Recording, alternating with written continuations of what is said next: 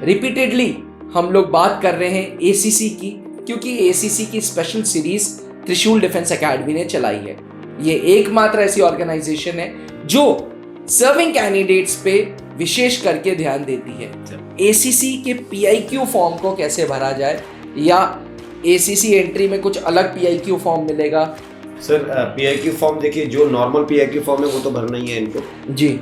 इसके साथ साथ सभी सर्विस एंट्री को जी। एक सर्विस बेस्ड पीआईक्यू फॉर्म एक अलग होता है, इनका छोटा होता है वो। अच्छा। वो भी साथ साथ भरना होता है, तो उनको 2 पीआईक्यू फॉर्म भरने होते हैं। आपको इंटरव्यूइंग ऑफिसर अपनी ऑफिस में बुलाने से पहले आपका पीआईक्यू फॉर्म पढ़ते हैं और पूरे ध्यान से पढ़ने के बाद he will frame a persona.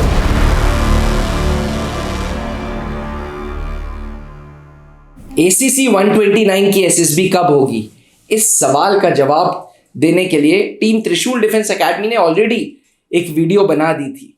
Repeatedly आज भी कुछ सर्विंग सोल्जर्स हमसे पूछ रहे हैं, स्पेशली इंडियन एयरफोर्स के, कि एसीसी 129 की एसएसबी कब आएगी। एस्पिरेंट्स इस डाउट को जड़ से खत्म करने के लिए त्रिशूल डिफेंस एकेडमी की ब्लॉग www.blog.trishuldefenseacademy.com पे एसीसी 129 कैंडिडेट्स की एसएसबी की लिस्ट हमने पोस्ट कर दी है। तो अगर आप भी एसीसी 129 रिटन क्वालिफाइड हैं और एसएसबी का वेट कर रहे हैं तो इस ब्लॉग को जरूर पढ़ें और अपनी एसएसबी का डाउट क्लियर करें।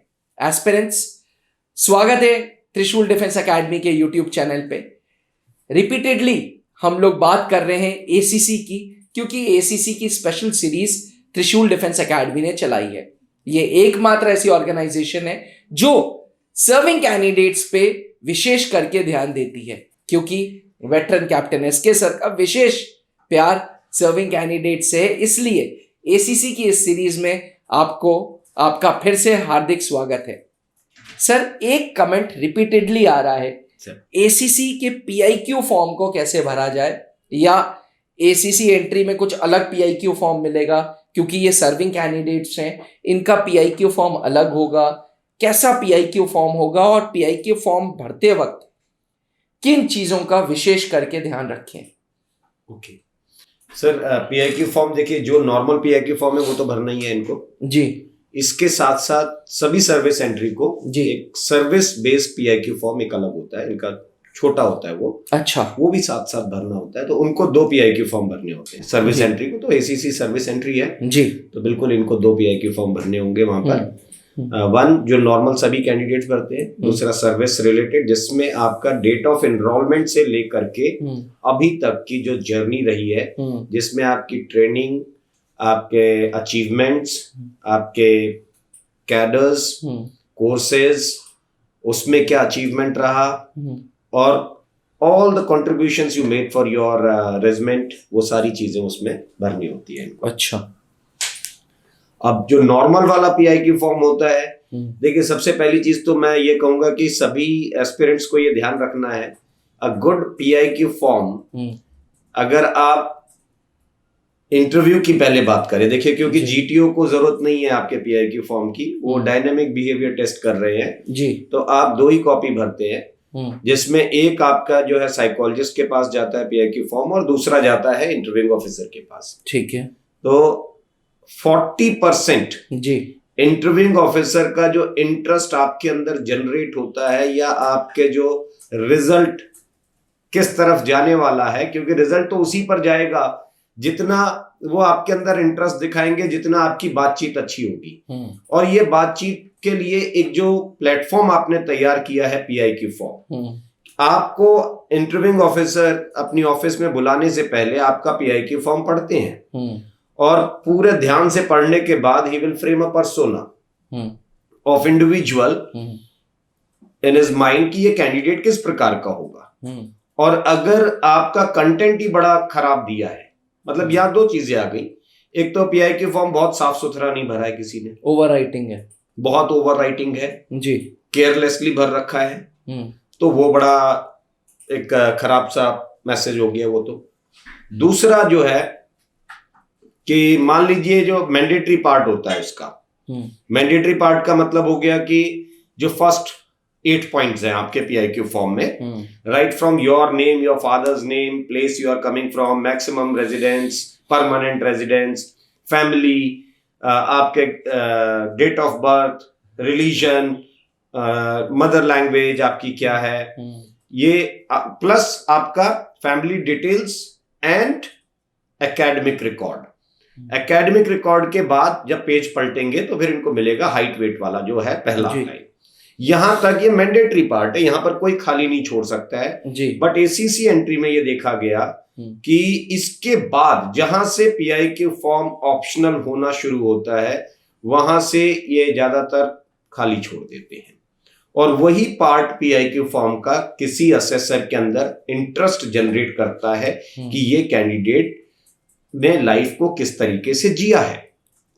ठीक है, सो अगर ये खाली है तो ओवरऑल देखिए क्या है सर, एसएसबी में एक चीज बड़ी गौर से देखी जा रही है कि what all opportunities this youngster would have came across in his life, how many of them were availed by him, how many of them were missed by him. अच्छा, okay. Even if he miss some opportunities, क्योंकि 100% तो कोई avail करके नहीं आता है, अगर miss किया है तो उसका रीजन क्या था, was that an intentional miss by the candidate or it was circumstantial miss by the candidate। अच्छा, तो circumstantial miss, अब देखो क्या है, ये गलत फहमी में आ गए कि भाई अगर मिस है, circumstantial miss है तो कंसिडरेशन में रखा जा सकता है। तो अब ये सोचते हैं कि सारी चीजें circumstances में डाल करके खाली छोड़ दो। सर्कमस्टांशियल मिस का मतलब कोई एक आधी चीज आपसे मिस हो सकती है, सारी चीजें आप अगर मिस कर दोगे और सारी चीजों के पीछे आप ये कहोगे कि ये तो सर्कमस्टांशियल मिस है, तो कैसे काम चलेगा, ये तो कैजुअल अप्रोच हो गया। तो पीआईक्यू फॉर्म का सेकंड पार्ट बिल्कुल अच्छे से भरिए, जो आपके देखिए इनकी हॉबीज कॉलम खाली रहता है, sports, extra curricular activities, NCC, ठीक है, ये जो पार्ट है इसको पूरी तरीके से खाली छोड़ देते हैं ये लोग। इससे पहले क्या क्या रिस्पॉन्सिबिलिटीज उठाई हैं आपने स्कूल कॉलेज, और आप जो है अगर उसको पूरी तरीके से खाली छोड़ रहे हैं तो आपने इंटरेस्ट ही नहीं जनरेट किया इंटरव्यूइंग ऑफिसर के। जी जी, है ना जी। दूसरा, जब साइकोलॉजिस्ट के पास भी इनका पीआईक्यू फॉर्म जाएगा तो वो भी आपका डोजियर चेक करने से पहले, अभी आपका डोजियर खोला नहीं जाएगा, डोजियर ऐसे ही रखा गया है, उससे पहले आपका पीआईक्यू फॉर्म पढ़ा जाएगा, और साइकोलॉजिस्ट भी पहले आपका एक पर्सोना अपने दिमाग में तैयार करेंगे और फिर आपका डोजियर पढ़ना शुरू करेंगे कि ये जो इन्होंने व्यक्तित्व, जो जिस व्यक्तित्व के ये इंसान है इस पीआईक्यू फॉर्म में जी, ये डोजियर उस व्यक्तित्व के कितना नजदीक मुझे दिख रहा है, और ये डोजियर जो है ये कितना उस व्यक्तित्व से दूर भाग रहा है। तो अच्छा, ये जब सब कुछ घुमा फिरा करके क्या हो रहा है, पीआईक्यू फॉर्म का बहुत इंपॉर्टेंट रोल है जी, और पीआईक्यू फॉर्म को ही अगर ये लोग केयरलेसली खाली छोड़ देंगे तो वो चीज थोड़ा दिक्कत रहेगी। कहते हैं ना कि एसेसर के साथ साथ उसका तजुर्बा चलता रहता है, उस तजुर्बे से कितने कैंडिडेट्स का मतलब वो सक्सेस अचीव कर सकते हैं sir. Thank you to you, because ये एक बेसिक चीज है जो पीआईक्यू फॉर्म आपका पर्सोना रिफ्लेक्ट करते हैं। बिल्कुल बिल्कुल। और जैसे आपने बोला कि 40% सक्सेस मतलब रिकमेंडेशन और rejection is based on that PIQ form through, specially through interviewing officer sir. Definitely, वैसे साइकोलॉजिस्ट भी, लेकिन ये बहुत जरूरी फॉर्म है। And thank you so much sir. आप अब मुझे समझ आया क्यों एसीसी एस्पिरेंट्स की जो ऑनलाइन क्लास है वो इतनी इंटरेस्टिंग और इतनी लंबी क्यों खिंच जाती है। शायद इसीलिए क्योंकि छोटी छोटी चीज़ों का आप विशेष करके ध्यान रखते हैं और कैंडिडेट्स को भी कहते हैं ध्यान रखें। सर एक सवाल और था, जब आप क्लासेस लेते हैं तो आप पीआईक्यू फॉर्म को असेस करते हैं कि कैंडिडेट का और उसमें क्या स्कोप ऑफ इम्प्रूवमेंट है, ये भी बताते हैं? सर जब कोई कैंडिडेट जुड़ता है तो उसको एक पीआईक्यू फॉर्म भर के भेजना होता है पहले तो। अच्छा। उसके साथ साथ जी जब हम उनसे उसमें करेक्शंस बता देते हैं फिर वो दोबारा भर लेंगे, और जब वो अपना साइकोलॉजिकल टेस्ट जो वीकेंड्स पे हम उनको भेजते हैं जी, तो जो वो टेस्ट भेजेंगे वहां से उसके साथ साथ उनका पीआईक्यू फॉर्म उनको भेजना मैंडेटरी होता है। Okay okay. उस पीआईक्यू फॉर्म के बेस पे ही हम उसका साइकोलॉजिकल डोजियर देखें ताकि उस कैंडिडेट को ज्यादा बनावटीपन जो आ रहा है ना उससे दूर रख सके। ये तो ये थोड़ा सा सर अगर मैं गलत नहीं हूं तो एसीसी 129 की पहली जो एसएसबी है वो 20 फरवरी के आसपास है। हाँ 19 फरवरी की रिपोर्टिंग है, 20 से उनका शेड्यूल शुरू हो जाएगा। और वो ये जो है आपकी क्या बोलते हैं इलाहाबाद में पहली रिपोर्टिंग आ रही है 19 की। पूरा ब्लॉग में डाला हुआ है, ये इसलिए डाला गया है, देखिए मैं आपको क्लियर बताऊं जी। हालांकि बहुत सारे लोग ऐसे होते हैं जो हमारे ब्लॉग पढ़ करके ब्लॉग से डाउनलोड कर लेते हैं और फिर अपना वीडियो बना लेते हैं जाकर के। ये देखिए क्या है ना, अपॉर्चुनिस्टिक तरीका है, बट हमारा काम है कि हम अपने कैंडिडेट्स या जो भी एस्पिरेंट्स हैं उनका भला हो सके जी। तो क्या है कि सर एयरफोर्स में जो लेटर जाते हैं ऑफिशियल लेटर, वो आर्मी की अपेक्षा थोड़ा लेट पहुंचते हैं। अच्छा, ठीक है।